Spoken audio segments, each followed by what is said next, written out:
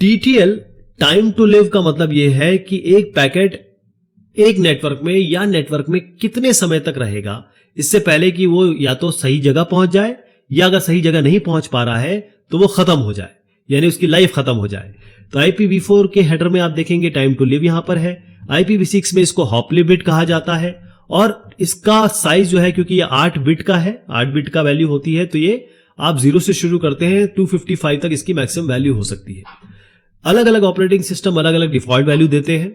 हर एक राउटर के पास जब भी ये पैकेट पहुंचेगा, क्योंकि आप जिंदगी कैसे तय करें, जब भी एक राउटर के पास पहुंचेगा, मान लीजिए राउटर ने ये X से शुरू किया, तो राउटर 2 के पास जब ये पैकेट पहुंचेगा तो ये X की वैल्यू जो इसको असाइन की गई है TTL की, वो X-1 हो जाएगी और फिर इसके बाद नेक्स्ट वाले के पास पहुंचेगा तो X-2 हो जाएगी। ऐसे तब तक पहुंचेगी जब तक X-n यानी कि X माइनस करते करते ये आपका 0 ना हो जाए। 0 का मतलब अब इस पैकेट को आपको खत्म करना पड़ेगा या डिस्कार्ड करना पड़ेगा, क्योंकि इसका डेस्टिनेशन नहीं मिल रहा है। लेकिन हो सकता है X-3 जब हमने किया तभी इसका डेस्टिनेशन मिल गया, तो फिर TTL की कोई बात ही नहीं रही, क्योंकि अब तो इसको अपना डेस्टिनेशन मिल गया है। तो हर एक राउटर पे पैकेट के हेडर के नंबर TTL से एक काउंट कम होता है। जब तक काउंट 0 से ज्यादा है तब तक तो ये पैकेट आगे बढ़ता रहेगा, राउटर इसको आगे बढ़ाते रहेंगे।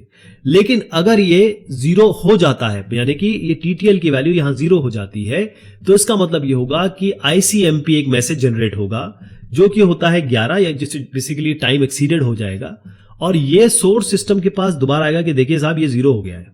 और जैसे ही इसके पास आएगा तो ये हो सकता है कि ये राउटर इसी पैकेट को दोबारा रीसेंड कर दे, इस सोच में कि हां पिछली बार तो नहीं पहुंच पाया था ये मेरा पैकेट प्रॉपर, इस बार पहुंच जाए, है ना।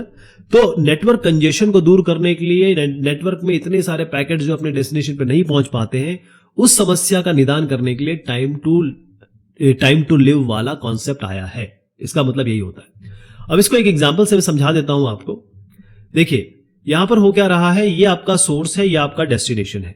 शुरुआत में सोर्स एक वैल्यू असाइन करेगा, यहां पर एक जो 8 बिट की वैल्यू है ना, ये इसको असाइन करेगा। मान लीजिए हम ये वैल्यू है 255।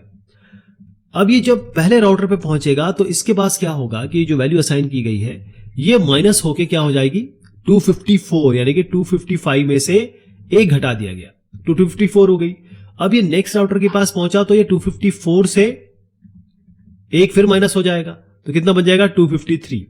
अब मान लीजिए ये राउटर C है और नेक्स्ट वाला आपका फिर पहुंचता है, तो ये नेक्स्ट माइनस कर देगा, मतलब इसने माइनस किया तो ये बन गया, इसने माइनस किया तो ये बन गया, इसने माइनस किया तो ये बन गया, और फिर ये अपने होस्ट पे पहुंच गया, यानी कि डेस्टिनेशन पे पहुंच गया, तो बहुत अच्छी बात है। लेकिन बाय चांस ये होस्ट पे पहुंचता ही नहीं है, ऐसे राउटर ही मिलते रहते हैं इसको, ये डेस्टिनेशन पे पहुंच ही नहीं पा रहा है, तो अल्टीमेटली जब ये 0 हो जाएगी वैल्यू माइनस करते करते, तब फाइनली ये पैकेट डिस्कार्ड हो जाएगा, मतलब पूरे नेटवर्क से इसको हटा दिया जाएगा, या फिर होस्ट इस पैकेट को दोबारा भेज देगा। ये है पूरी TTL की कहानी।